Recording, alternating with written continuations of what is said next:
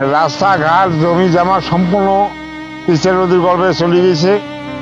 মানে কোনো ধান চাল কিছু বাঁচাইতে পারতেছি না। ভারতের পানিতে আকস্মিক বন্যার শিকার হয়েছে বাংলাদেশ। এতে করে প্রায় 4 জেলার কয়েক লক্ষ মানুষ পানিবন্দী হয়ে পড়েছে। গতকাল রাতে লালমনিরহাট, কুড়িগ্রাম, নীলফামারী ও রংপুরের একাংশে হঠাৎ পানি বৃদ্ধির কথা বলে সতর্ক করা হয়, আর এতেই আতঙ্ক ছড়িয়ে পড়ে তিস্তা তীরবর্তী এলাকার মানুষের মাঝে। হঠাৎ এমন পানি বৃদ্ধির কারণে দুর্যোগ ব্যবস্থাপনায় আবাসন, স্থান ও ফায়ার সার্ভিসের টিম মোতায়েন করা হয়েছে। নিম্নাঞ্চলের রাস্তাঘাট ও গ্রামীণ সড়ক পানির নিচে থাকায় চলাচলে দুর্ভোগ পোহাতে হচ্ছে স্থানীয়দের। বহু পরিবার এখনও নিরাপদ আশ্রয়কেন্দ্রে বা আত্মীয়ের বাড়িতে অবস্থান করছে।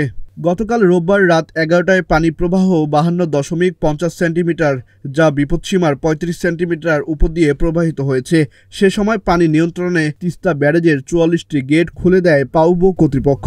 স্থানীয়রা বলছে, ভারত থেকে নেমে আসা পাহাড়ি ঢল ও কয়েকদিনের টানা বৃষ্টিতে তিস্তার পানি বাড়তে থাকে। এতে ডুবে যায় বহু কৃষকের ফসল ও পুকুরের মাছ। 4 বছরে যে যতটুকু পানির স্রোত বা যতটুকু বন্যার পরিস্থিতি, গত 4 বছরের চেয়ে বেশি এবার বিছানা আছে, বিছানার উপরেই আবার বিছানা তুলিয়ে রাখতেছে। রাস্তাঘাট জমি জমা সম্পূর্ণ তিস্তা নদীর গর্ভে চলে গেছে। মানে কোনো ধান চাল কিছু বাঁচাইতে পারতেছি না।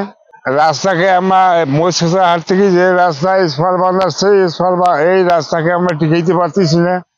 বাড়িতে অনেক পরিমাণে পানি ওঠার কারণে রান্না করার মতো কোনো ব্যবস্থা নাই। তারা শুকনো খাবারের জন্য দোকানপাট বা এখান থেকে ওখান থেকে যেখানে পাচ্ছে সেখান থেকে শুকনো খাবার নিয়ে তারা খাচ্ছে। আজ সকাল 9টার তথ্য বলছে, তিস্তার পানি ডালিয়া পয়েন্টে বিপদসীমা 3 সেন্টিমিটার নিচ দিয়ে প্রবাহিত হচ্ছে। তবে এখনও লালমনিরহাট, নীলফামারী, রংপুর ও কুড়িগ্রাম জেলার তীরবর্তী নিম্নাঞ্চল, চর ও সড়কপথ পানিতে তলিয়ে রয়েছে। পানি উন্নয়ন বোর্ড পাউবু জানিয়েছে, ভারতের গজলডোবা ব্যারেজের কিছু গেট বন্ধ করা এবং উজানে বৃষ্টিপাত কমে যাওয়ার ফলে তিস্তার পানি হ্রাস পাচ্ছে। তবে এখনও নদী তীরবর্তী এলাকার ঘরবাড়ি, ফসলি জমি, রাস্তাঘাট পানির নিচে তলিয়ে আছে। Ahsan Sakib, news flash 71, Dhaka.